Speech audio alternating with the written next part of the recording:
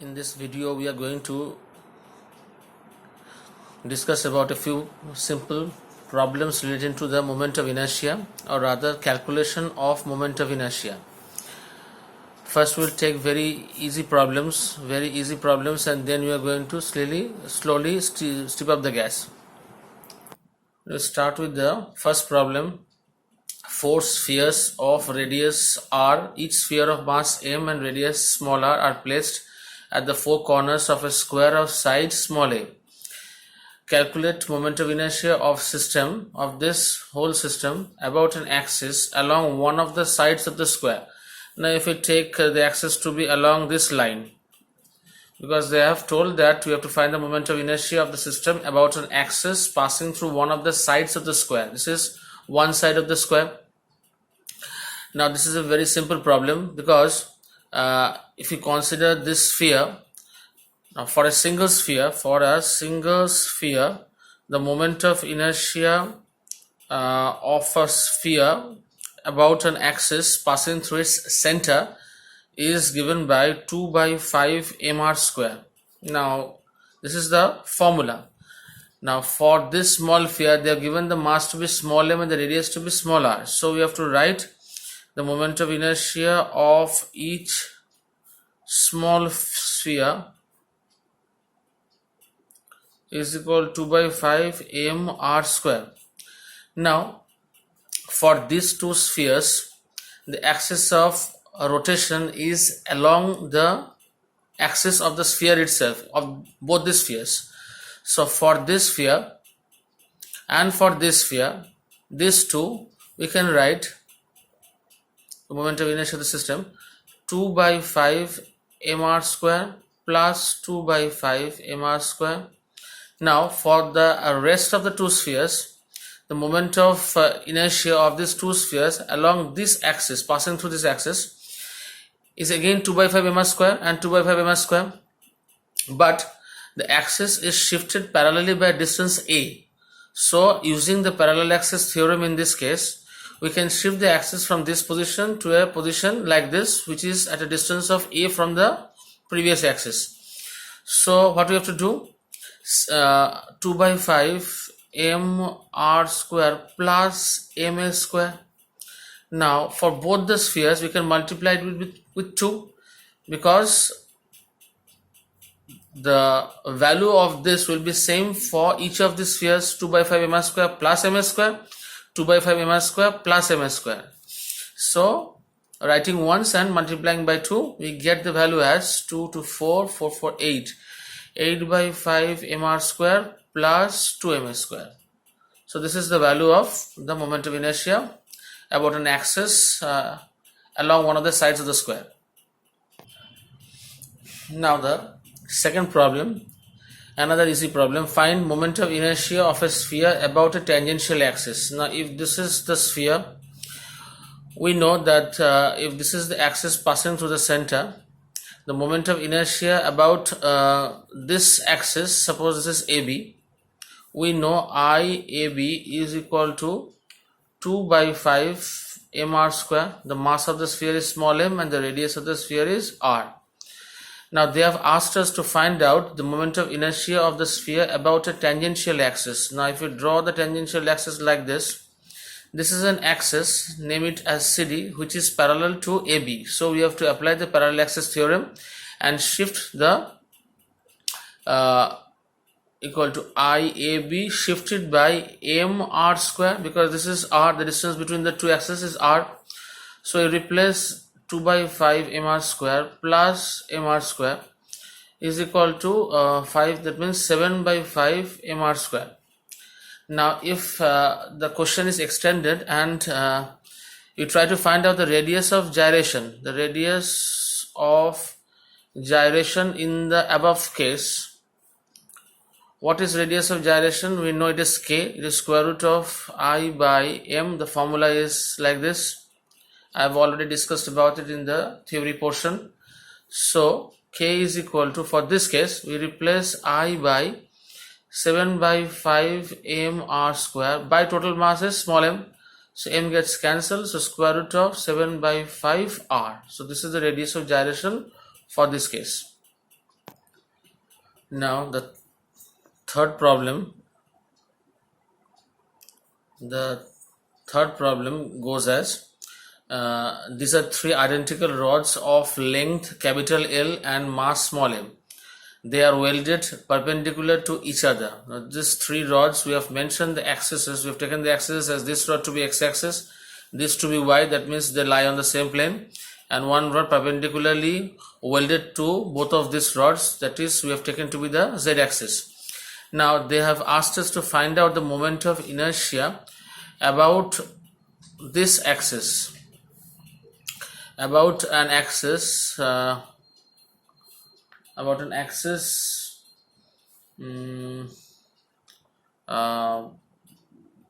passing through one end of the rod, passing through one end and parallel to y-axis. So passing through one end means one end of this rod and parallel to the y-axis. Now to solve this problem, we have to take one at a time. That means for the x-axis, so I write ix. Now if this is the rod and the axis is passing through one of its ends, we know that the moment of inertia of the rod about an axis passing through one of its ends, or rather the x-axis, it will be ml square by 3. Now for the y-axis, if the axis would have passed through the y-axis, then the moment of inertia would have been 0, but the axis is not through the y-axis, or rather this rod, it is here. That means a shift of another L by 2 distance from this rod. So by the theorem of parallel axis, we can say 0 plus m L by 2 whole square, mr square, or rather md square. So this is the shift for this rod.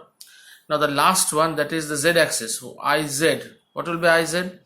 Now for this rod, if this axis would have been present along this line, the moment of inertia of this rod, or rather the z-axis, would be ml square by 12. We know that the moment of inertia of a rod about an axis passing through its center and perpendicular to it is 1 by 12 ml square, or ml square by 12.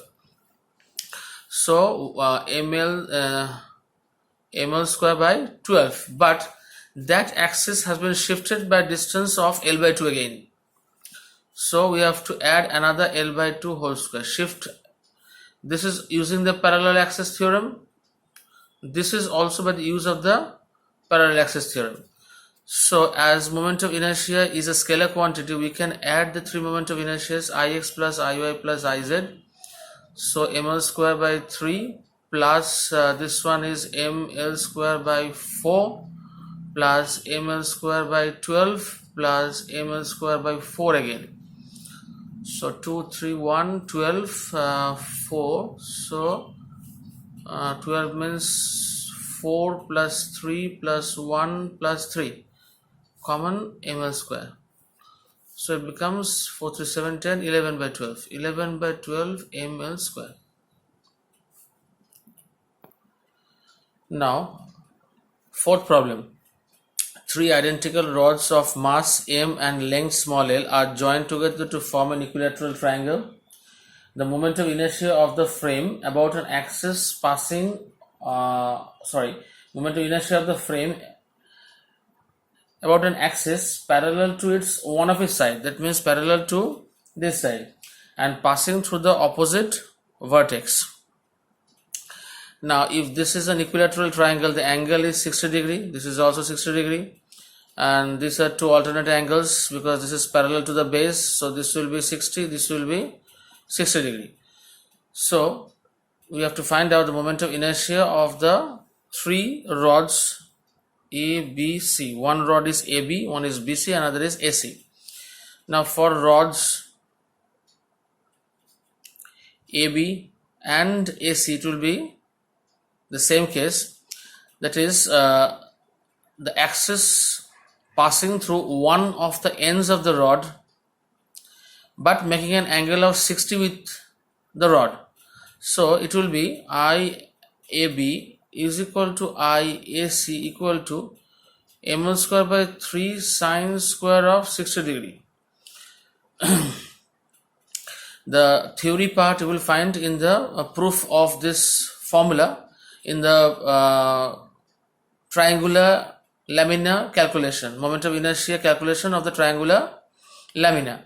So the formula is ml square by 3 sine square theta. That means the angle made by the rod with the axis, that is 60 degree. So it will be ml square by 3. Now sine 60 is root 3 by 2. So root 3 by 2 whole square. So ml square by 3 into 3 by 4. So 3 gets cancelled, becomes ml square by 4. Now to find out the moment of inertia of this rod BC with respect to this axis, we need to find the distance between the two rods, because if the axis was along BC, then the moment of inertia of BC about that axis would have been 0. Only thing that we have to do is to add up this distance, or rather the moment of inertia would have to be added. Now the distance from this axis and the original axis, we have to find out if this is a side L, this part is L by 2. So the distance, suppose this is AD, we have to calculate AD. Now AD square is equal to AC square minus DC square. From this we can find out the length of AD, that is L square plus, minus of L square by 4, that means 3L square by 4, or rather AD is equal to root 3 by 2 L. So the moment of inertia of the rod BC about this axis is IBC is equal to 0 plus ML square, so MD square, So we have already found out the square of this term, that is 3L square by 4. So it will be 3 by 4 ML square. Now you have to add up all this, IAB plus IBC plus ICA. So adding this to up, that is ml square by 4 into 2, ml square by 4 into 2, because IAB and IAC are same, and IBC is equal to 3 by 4 ml square. So the answer will be 4, that means 3 plus 2, 5 by 4 ml square. So the answer is 5 by 4 ml square. Now the fifth problem, a uniform disc. This is a disc of radius r lies in the xy plane. This is the xy plane, the plane of the paper, with center at origin. Center origin means this is the O. Its moment of inertia about z axis is equal to the moment of inertia about line y is equal to x plus c. This is the equation of a straight line. Now this straight line is this one, PQR. Y is equal to x plus c. Now the condition that they have given in the problem is that the moment of inertia about z axis. Now which is the z axis? This is axis x, this is axis y lying in the plane of the paper, and the z axis is like this, perpendicular to the plane of the paper. I have drawn it in this fashion. So we have to first find out the moment of inertia of this disc along an axis through the center of mass, about an axis through the center of mass, that is O. Name this as AOB, and then shift the axis to PQR. That means shifting it by a distance of now you can write this by the perpendicular, shifting a distance ON.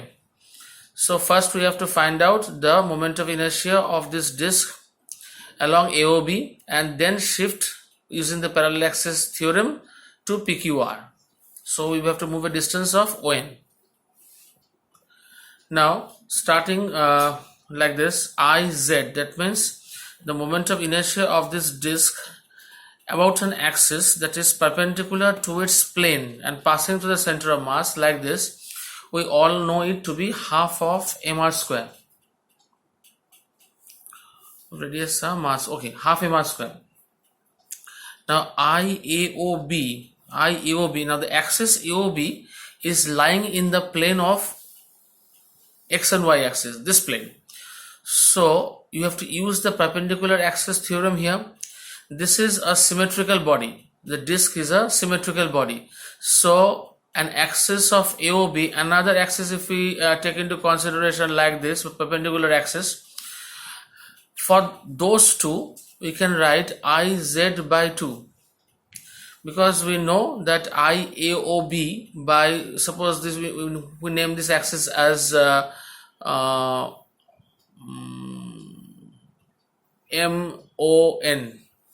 So IAOB plus IMON is equal to IZ according to the perpendicular axis theorem.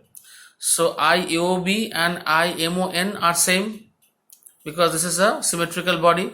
So IAOB must be equal to IZ by 2. Now the condition that they have given in the problem, that is okay, rather we first find out what is, this is the condition, IZ is equal to IPQR.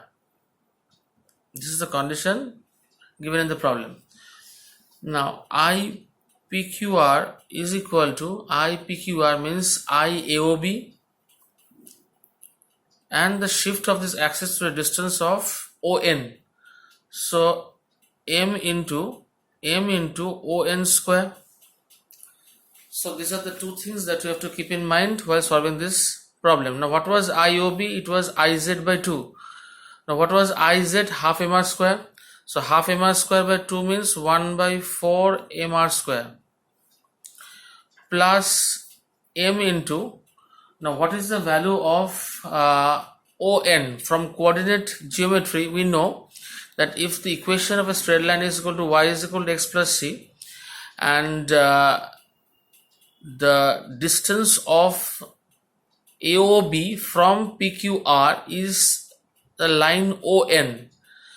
Now from coordinate geometry we can calculate easily that ON is equal to L by root 2. ON is equal to L by root 2. So M L by root 2 square. Now this is equal to IPQR is again equal to IZ. So IZ is equal to half mr square. So we replace here by half mr square. So shifting 1 by 4 mr square to this side, we get 1 by 4 mr square is equal to M L square by 4. So 4 gets cancelled, M gets cancelled. I suppose it would be, I've written it L, it will be C, sorry. It will be C, because the equation was y is equal to x plus c. Yes, c by root 2.